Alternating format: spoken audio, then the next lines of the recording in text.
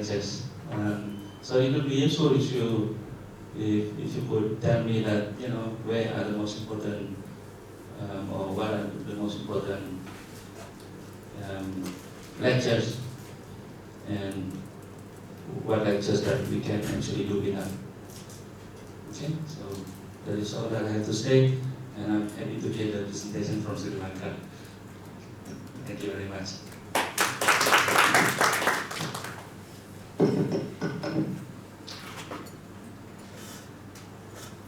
Any more questions? Alright, if there's no question, in summary, Sri Lanka's presentation in terms of the actions are very clear. The amount of funding that they will require for this particular actions are about $5 million US. Of course, what needs to be clear to donors, to implementing agencies and supporting agencies are the background, so they will know where they will be able to fit very clearly. That is very important. And of course, it's not easy to actually bring out that matter, since everybody do not have much time to actually develop the presentation. Anyhow, in short, $5 million for that, I think it's okay. I think it's okay. Right. So we will move on to the next presentation, and we have with us a presentation for an action plan from Cambodia. So can I call upon Cambodia to present.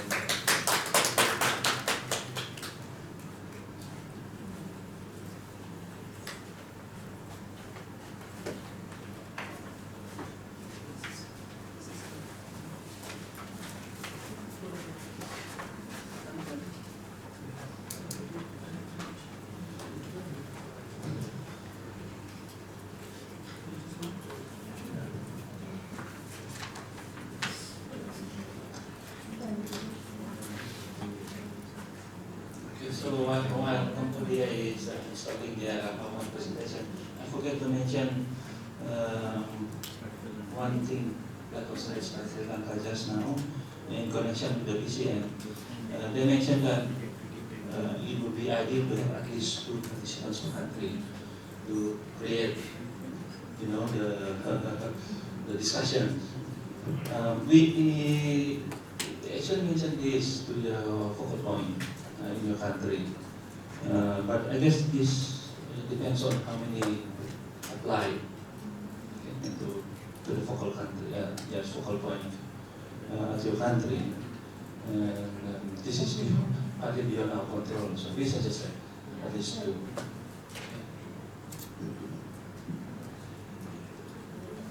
You can convince your government to sell at least 2. But do you have any information prior to you coming to here? No, not at all. I have a question. I received the invitation. I received the invitation very late, and the problem is that in us, how do I say it?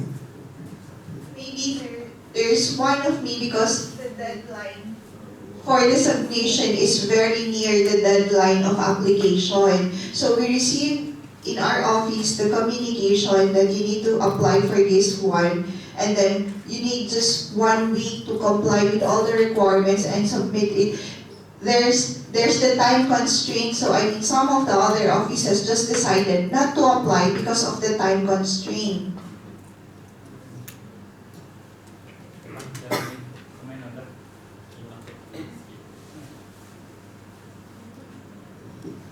Okay, thank you for the question, Philippines. I had some experience in helping with the distribution of the GI, and the application forms of information to respective countries. But for this year's program, I think you can talk better with Dr. Mahadi, who is the coordinator. But previously, when I was the coordinator, we had this problem repeatedly from year to year. And basically, when we are working with the JICA office, Malaysia in disseminating the GIs, all the information and the application forms. There's a timeline. I'm sure this year we have complied with the timeline set by JICA and also the Malaysian government. It's just that the issue is in some countries there's confusion among the focal points. So sometimes I do not know, you have to get clarification from Dr. Mahdi, who is the coordinator for this year, but previously we've faced slight difficulties, not really difficulties, but you know, some problems in communication, miscommunication amongst the focal points in respective countries. So perhaps that might be the situation this year again. Maybe, you know. Andrew? So there's a timeline that we have to follow, strict timeline. So we started the process like more than 1 year ago. Yeah, more than 1 year. So yeah, usually the issue is communication between the foreign office of Malaysia and your focal point, the countries, and then from the focal point to the potential participants institutions. Sometimes there was also a case where we had a different focal point list than the actual focal point in the time structure. So when we visited for example, the foreign office of the country, the country said, we are not the focal point. Should be this and that.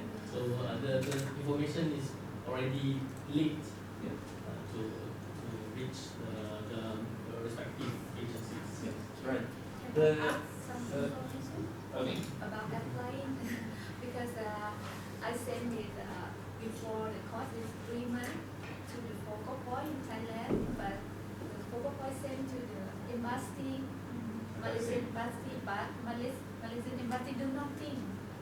And I have to direct the application form to the this. organizer. Yeah, to Okay. Yeah. It's an uncontrolled situation, I Right. understand. Yeah. So yeah. So this is beyond. Some matters are beyond our control. We'll just do our best. But anyway, tomorrow, a representative from the Malaysian Technical Cooperation Agencies, they are under the Ministry of Foreign Affairs of Malaysia, if I am not mistaken. So you can forward your questions to them tomorrow. They'll probably be able to provide you with more satisfactory answer. But of course, in the view of trying to solve this issue from happening in the next round of the TCTP, if there is any. Okay? Thank you. Sorry for keeping you waiting. First of all, I would like to say to all of the audience, and especially Dr.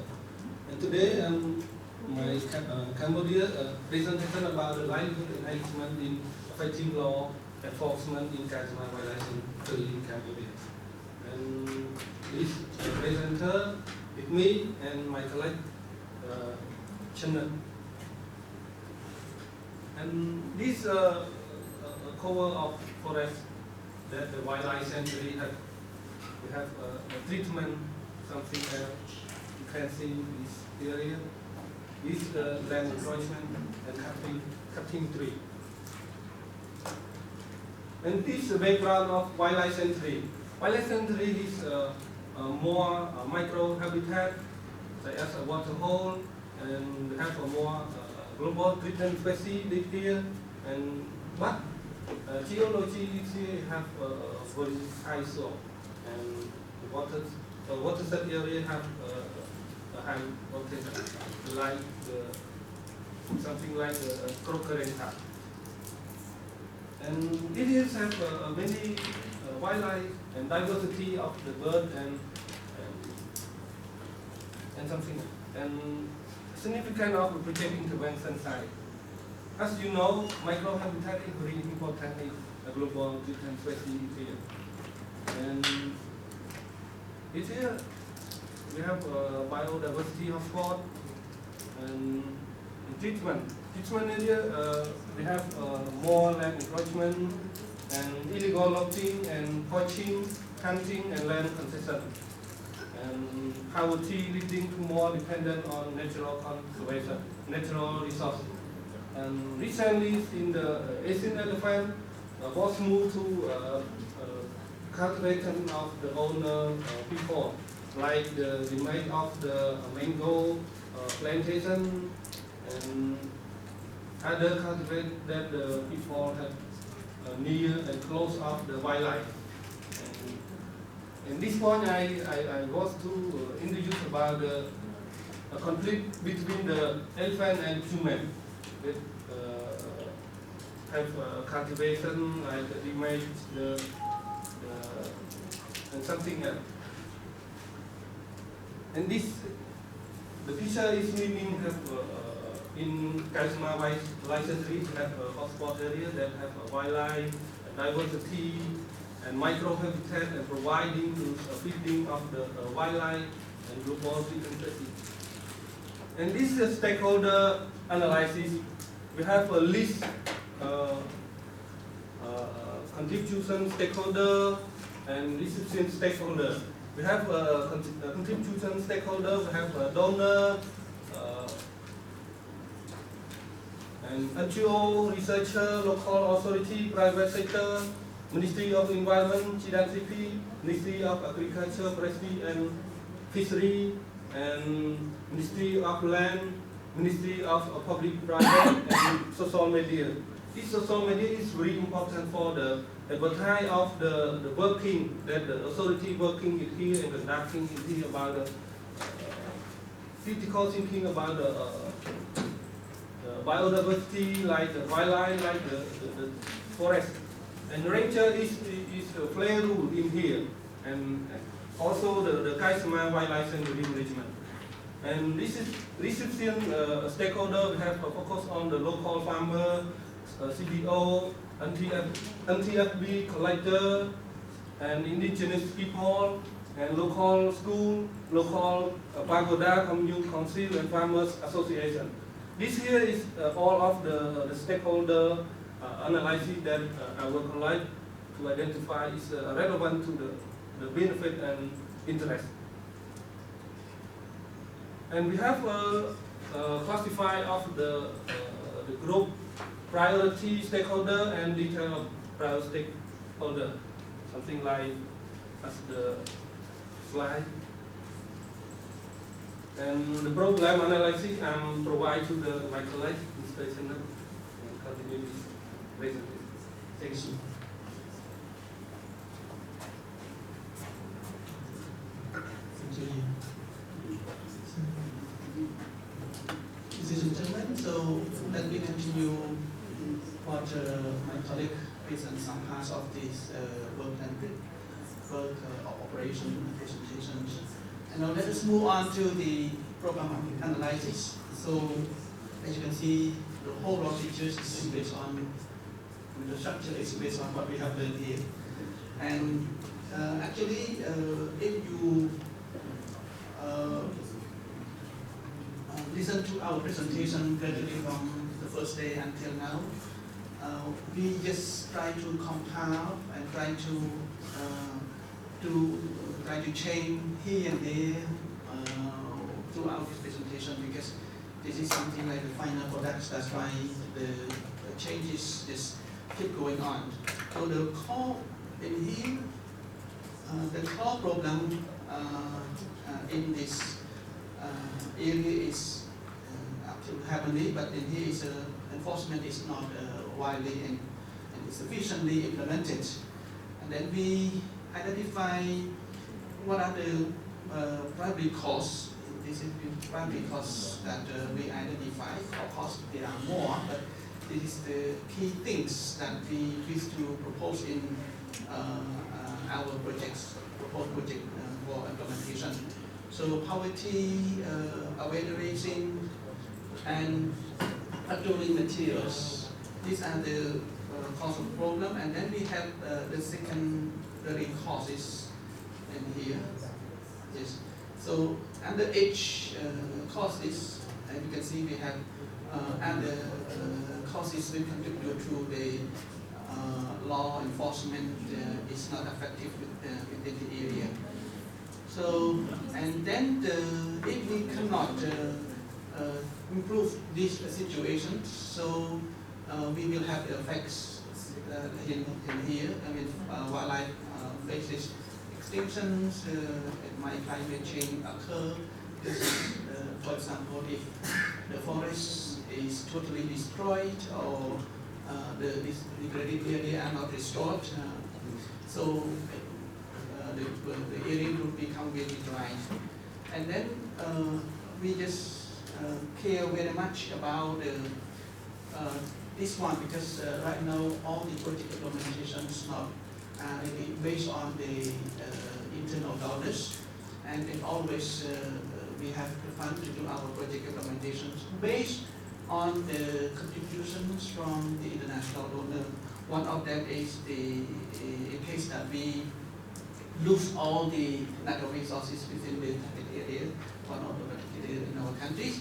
So we feel maybe the donors would be reluctant to provide any fund for our project activities. And with the causes, core problem causes and effective action scenario, we just move to the objective, analysis of the objective of the projects. So in here, as you can see, we just convert the core problem into core objective. We expect that with this project at the end, the core objective that we want to reach is the law enforcement in the KWS is effectively and sufficient. And with some core objective, we have means for the causes and the means for the effective. So you can see here, I think this is what we discussed with our group, and we come up with this.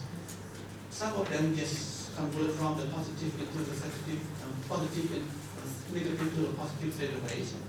So like poverty is minimized among the local people, and with this, we just believe that the livelihood, when we do the livelihood options for the people in the communities, as you can see, people in the area, most of them depends on the natural resources such as non-timber collections, and sometimes they just cut the trees for charcoal production, etc. And then whenever we have the livelihood options, I mean, other modern, for example, intensive agriculture practices, we believe that whenever they have something to do around the house, those people will not. Or few people would go to the forest to do the illegal activities or to collect non-timber products or to support the livelihood. And the same for this one, we in order to have the effective law enforcement within the area, so the important document, I mean important concepts of the protected area conservations based on the law, legal policy documents are very important. People in the area just feel that from the ancestors, they can do harvesting the forest without carrying any other concerned activities, especially the illegal ones. They just keep continuing doing so. So by this project, we just introduce this legal law and legal and policies into them to not only to build the capacities on the existing policies and regulations, but also to build the capacities how they can, each of them can contribute to the nature conservation and protection. And then we have it coming to here is like this one, we change a little bit from what we discussed in our group, meaning that paid learning activities are offered and as a result, activities are more active and sustained. Right now, as the gas amount of our license is so huge, and at the same time, we have fewer manpowers and supportive means to help them to do their work effectively. And by doing so, we believe that whenever we provide such materials, these people would use such materials to do their work, and at the same time, the patrol activities at the moment they did within a small scales, but with this one, the larger scale would be covered. And project selection. Here we group it, or what we identify. This is one group, and this is another one, and this is another one. So that is actually the same as what I presented before. And with this one, we choose only two approaches. The first is the livelihood options and education, and then the prevention of illegal cases. During the group discussion, backward and forward, we try to group this. We try to differentiate. This is one approach, and this is another approach. While we just leave this unattended, as we feel that within a limited constraint limit of time, we just try to choose this one. But after we just look through the whole picture, we just realize that by doing only this is only we attack or we just focus only one side. So we try to include this as well, because as we can say, we just use the other sayings that if we, in order to have effective management of the one protected area, we have to apply two theories simultaneously. One is the stick, another one is the carrot. So this we feel is a stick, and this is we just feel it is a carrot. So we just provide education to them. It's not enough. So we have to do something stricter. This is we refer to the, again, this is we call this part is a carrot and this one is a stick. So both approaches must go together. With this in mind, so we put this as one component. It's a component, meaning that the component of livelihood options and education, or you can call it in this case we call program. This is one program, and this is another program. So in the presentation we focus on these two programs. And why do we choose this one? And we can say the project here. No, first approach is livelihood options and educations and prevention of illegal cases. With this, we come up with, we can say, our project's title is livelihood enhancement and effective law enforcement indicator to wildlife injury, as mentioned earlier by our college. So, why we choose this, or what criteria that we are based on for these projects or for these two programs? Here are the criteria. that we feel with this with Prop 8 in our case. The two programs or the two approach, two programs are in line with the government priorities on natural resources and biodiversity. As I mentioned earlier in our group discussion, we just feel that anything which fall outside the government priorities is very hard to be implemented. Sometimes it's very hard to fly away from the ground. So these kind of activities, these programs are very much aligned with the government policy, especially in the issue of environment in our country. And then we just learned that we just feel that both approaches are very iterative and very dependent. As I mentioned earlier, you cannot use only stick or you cannot use only carrot. We must have, to some extent, the balance between the stick and carrots.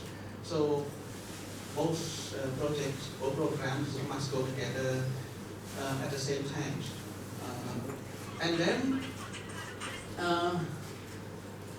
we feel, as it is the government priorities, their approaches can say is of very strong interest of stakeholders. And one case, one of the example, right now, I just feel it is in the process of evaluation of forests within the wildlife sanctuary to be used as one of the pilot sites for red flash. And finally, but last but not least, is both approaches are likely to scale out to other PAs, to other countries. So we feel that if this type of activities can be well implemented and we get experience from what we are doing here, it can be used for other areas, because as we can see, we have more than 50 protected areas within the country. So if this one is very well implemented, we believe that this can be used in other more than 50 PA within their countries, also other country. And let's move to the what they call PDL. This is like a recap of what we discussed and as a summary of what I just explained to you earlier is basic project information. The name of the project is Livelihood. You can see this, and durations we try to keep. In our group, what we propose from the first day, we just try more or less. If we do not have any necessary changes, we just try to keep it. The duration of the project we propose only 2 years, and this can be start from January 2020 or 2021 to December 2022. We have discussed a lot of the activity because of the time we want to have 4 years, 5 years, and we to have more money. This we propose only 50,000, 500,000 US dollars and 20,000 US dollars for the program 1 and 30,000 dollars for program 2. We have something in here in concept. Why we just choose the carrot? We spend less money for the carrot while we spend more money on the stick. And then target group. Coming to the target group, because we focus on the 2 different group of people, of course somehow they would work across from one to another. But for the exercise, we just try to choose livelihood improvement. We focus mainly on the villages living in and around the KWS, Smart Wildlife Sanctuary, and the donors, because as we will explain to you why important is important in this case. And then for the loss enforcement, yes, actually it is a little bit different from the villages. They are different from the other different group. from the villages, please refer to the government agencies. And when we talk about government agencies, we refer to all the agencies which involved in the law enforcement. That could be the court, Ministry of Justice, Ministry of Land Planning, Urbanization, Ministries of Education, Youth and Sport, and then others, and then of course we have wildlife management and ranges.